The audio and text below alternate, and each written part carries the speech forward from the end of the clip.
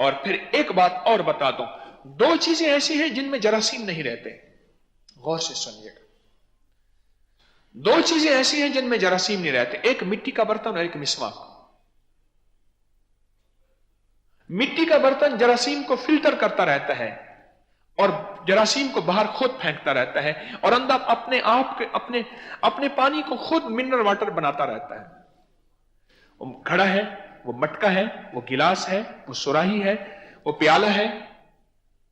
آپ مجھے یہ چیز بتائیں، جب ہمارے رواج میں مٹی کے مٹکے اور گھڑے تھے، کہاں جراثیم کا کانسیپٹ تھا، اور کہاں منرل واٹر کا ایک خیال اور گمان تھا، اور کہاں اتنی بیماریاں تھیں؟ جب سے ہماری زندگی سے کھڑا گیا ہے، زندگی بیماریوں میں ایسی پڑی کہ بس۔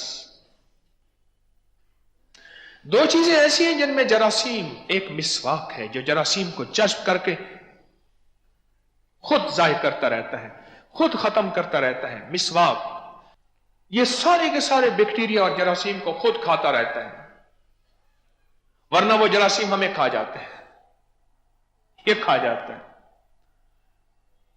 عجیب کائنات ہے مسواک، عجیب دنیا ہے مسواک، بہت عجب نظام ہے۔ وعبقری حسان